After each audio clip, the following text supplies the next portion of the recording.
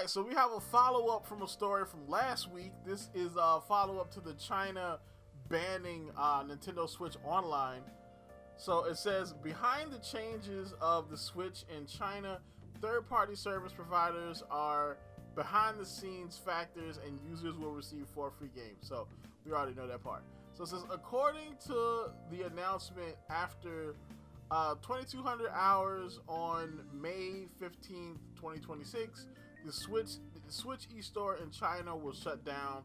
Download, redemption, and other network-related services. The official also emphasized that the sales and after-sales services of related consoles, accessories, game cartridges, and use of standalone games and local online play functions of games, if any, will not be affected. In the eyes of many users, this change was quite sudden, as was affected by the news that the official store of the Switch in China switched service providers at the beginning of the year. Over the past 6 months, there have been many speculations in the market about the future development of the Switch in China. However, there are actual reasons behind the adjustment in the operations of the Switch in China. Sourced exclusively with 36KR Games, that this is an operational adjustment mainly involves network services including multiple key functions such as eStore data verification. So basically, they wanted to verify the data to make sure people are who they say they are. Maybe they wanted to add in an age, like an age situation, like where it verifies your age, and in order to buy things you had to be over a certain age, because we all know that China has put in a lot of restrictions on kids playing video games and how long they can play video games. I think they're only supposed to be allowed to play like a couple hours a day or something to that extent, and so this stuff is hardwired into the games, like on a software level, where there's something that stops you from playing after a couple of hours. And so maybe something like that is what they were trying to do. Like, they wanted to verify that, oh, how old are you before you can buy a game, or something to that extent. Maybe that's what they were going for.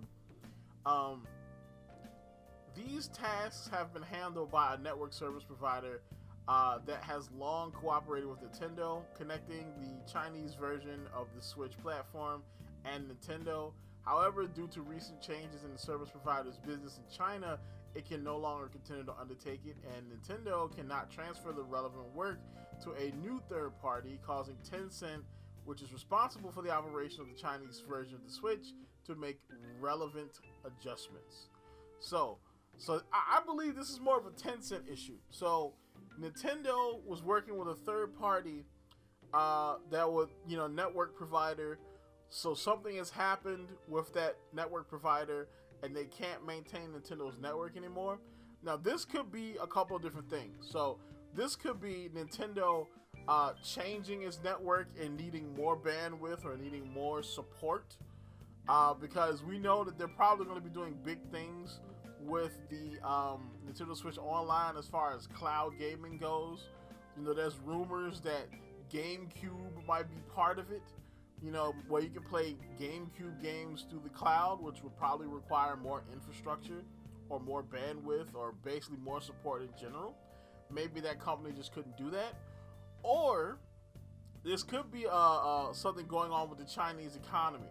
All right, because if you don't know, the Chinese economy is actually going through a huge downturn post-COVID. And so a lot of companies are being negatively affected.